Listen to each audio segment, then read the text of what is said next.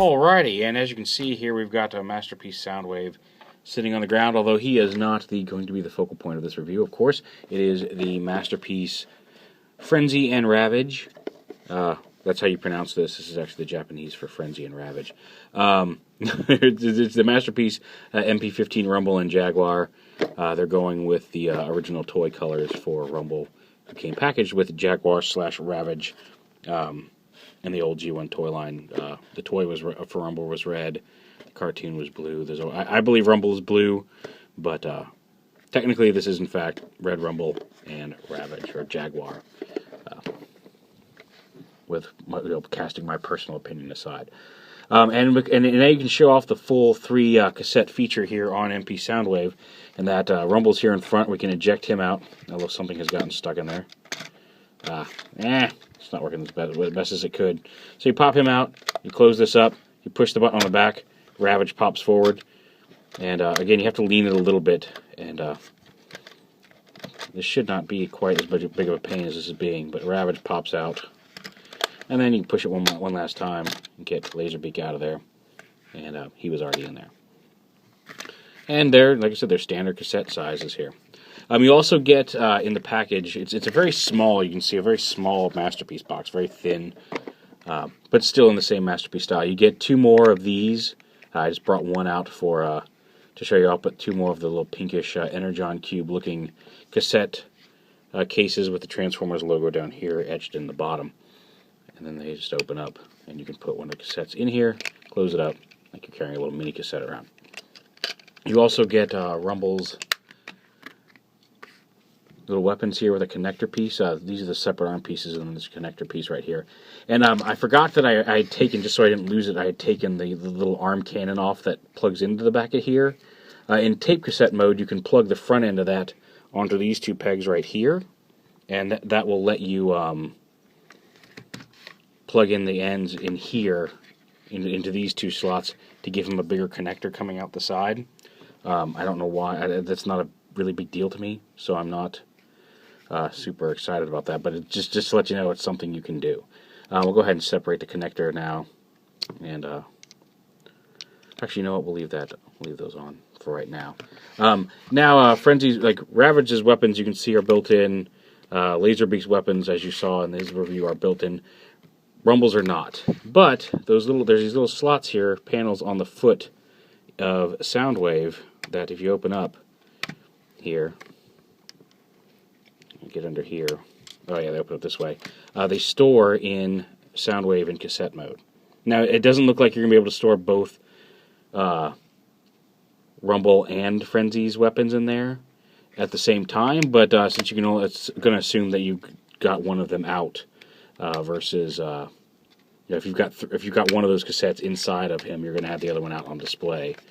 But yeah, you can only put one set of weapons in here at a time.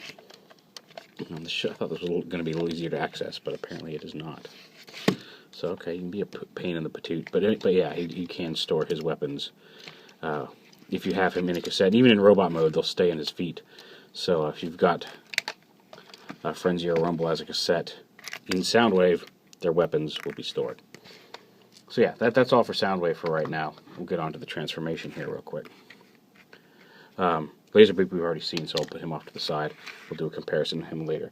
So we'll start off with Rumble here, and basically what you want to do is lift these arm pieces up a little bit, which lets you swing the legs out. And then these hinges fold up into the legs. You want to kind of bring it out like this, and then pull it out like this, so this hinge comes up. And then this hinge right here, you see there's still a gap. It's still sitting very far back from the knee, because this is the front of the leg. But if you take this and then pull it up, this comes all the way up and around, and then the foot comes down to sit flush with the front of the leg, so it doesn't have the leg sticking really far out at the knee. And the same thing over here, just kind of pull it, and then flip the foot down. The arms you lift up, and flip down around to the shoulder. Now in here, the hands are right in here. There is a little tab that lets you start to flip it, and you can push the hand around. And up until about right here, it's fairly loose and easy to do. You do have to kind of push it past a clicky part right there, and that's the part where I'm always a little concerned. It always feels right there, like if I'm not careful right there, I'm going to snap the fist off versus pushing it around the little stopping point. So just be careful of that. It's probably safe. It looks like the stopping point is really just this tab up here that's letting me get the leverage in the first place, and it's just that tab passing the point up here where it goes back into the arm. So it's probably not as fragile as it feels, but it does feel fragile, and do be careful with it. And then the head, you kind of got to get back here. If you can get under there, you can flip it up like that, and then rotate it around to the front. And there he is in robot mode. And then these weapons, of course, you can fold this peg up into the body like that, so you can hold these as a handgun, if you wish. And they do, of course, on the original toy, peg back in here to the into the little cassette holes, and you can plug them onto his back. So yeah, not bad at all. Oh wait, okay, yeah, helps if you flip the right peg back out. So yeah, there's that. Now if you go on to Jaguar here, you want to lift this up. There's his head. I know some of you are yelling, and we'll get to that in a minute. You kind of separate this piece, pegs into this piece. So you separate that, bring it up, just get it out of the way. Again, unpeg it here, and bring that forward. So get the paw out here, flip the paw out, fold the leg down. Bring this whole piece back. Before you do that, flip out the tail. The tail is on this side. You can get your fingernail in there, flip the tail out, and then bring this whole hip assembly back together. Flip the foot down and around. Then up here, you bring this down. You rotate this so this the silver panel goes to the inside of the body, and then flip the foot down and around like that. And then you can flip the foot down. And then he's got a hinge right here, so you can position his body, and then a hinge there at his neck, so you can position him more in a cat-like pose, however you see fit. But yeah, and there's Ravage. Now, you'll notice here, his nose is hollow. See if I can, yeah, you can see up there that there's like at first I thought something had broken off, because there's a very easy bit to miss.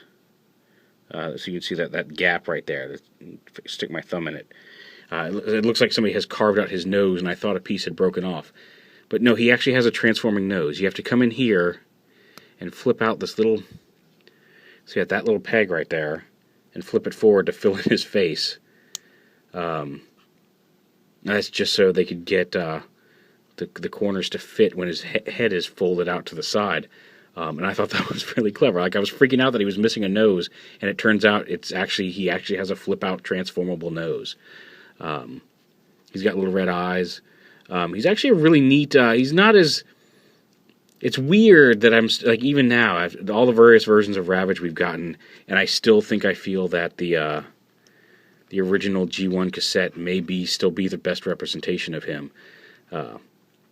This one is fun. I mean, don't get me wrong. This one's neat, and it gives him a lot more posability and a lot more options for display, I think. But I still think the original version of Ravage may be the most accurate version of Ravage that we have gotten so far. And just some real quick size comparisons here with them now that they're in robot mode. There's Rumble and Jaguar with Laserbeak here. And I think they look good together. Here they are with Soundwave himself. I think they may be just cartoon canon a tad small compared to Soundwave, but I don't think they look horrible. I think Ravage, just in relation to all of them, could stand to be a little bit bigger. Just real quick before we go on to show how they interact with Rumble himself. I showed you these connected with this connector piece back here. There's also a little clip right here that you can slide it onto Soundwave's arm and give him an arm cannon like that. And if you have, when the Frenzy and Buzzsaw set comes out, you give them two of them. You can probably slap one on over here as well. And you can still extend the pile drivers in this mode if you so choose. So yeah, that's the functionality with Soundwave here. Now on to the cassettes themselves. Get that focused. Like I said, Ravage is very nice and posable. I like him. I do feel he suffers from a little bit of a anemic look back here, and I think the way the hips connect could be a little bit more elegant for a Masterpiece figure, but it's not bad. Just, you know, coulda, woulda, shoulda, I guess, because getting everything in the right position can be a pain. But a neat little Jaguar. Rumble, as I've said, you can take this. You can unplug these if you want, if you choose not to. If you want to have them hold these as guns, and you can actually. Oh wait, how does this work? There's a way to do this. This part sits with the connector, sits in his back. Oh yeah, just like that. You just got to move his legs forward a little bit. You can plug these into his back like a jetpack. I don't know why.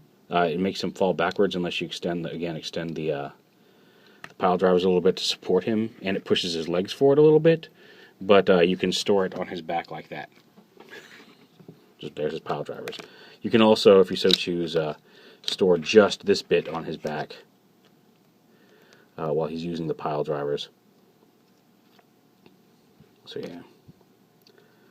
All right, I think that one actually went on like this, maybe. I don't know. But and then the pile drivers themselves. One, when you're not using them, or if you have them in a cannon, when you're using the cannon, you can take his weapons. There's some grooves here. Actually, this one goes in here. A couple grooves here. You can slide the weapon in. You can see in the groove right there. Slide it in, close it up, and when they're in the weapon mode, they sit in such a way that like that fin's going to come up, and there's a flat edge here, so the other weapon is going to sit at a different angle in there, so they don't collide with each other if you store them in there in weapon mode. And then the pile drivers themselves, you just take his hands, you fold his hands up like this, bring his arms out so you can see the ball joint in the front, just fold them up so they're sticking up like that. And the instructions say to just push this in. And you can kind of hear it click into place there. It's not super sturdy. It doesn't, like, I would have thought maybe they would have it slide in a little bit, but it just kind of clicks into place, and then he's got his pile drivers. You can lift his head up. You can rotate his hands down. You can extend the pile driver itself.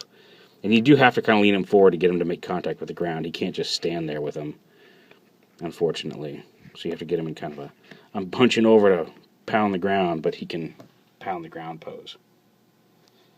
So they gave him his pile drivers. They don't transform, they're extra pieces, but they at least give them some functionality when they're not being used as pile drivers. And that's pretty much all there is to it. I think they're a little expensive for what you get, but not bad. And it's nice to have the cassettes for Soundwave.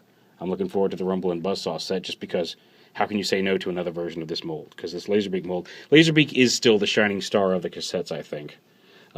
Unless and until we get a Rat Bat and possibly Slugfest and Overkill. I've heard rumors that all the cartoon cassettes are going to show up, which I think includes Slugfest and Overkill. But at the very least, we should be getting a Rat Bat at some point. But yeah, there they are. Rumble and Jaguar Masterpiece MP-15.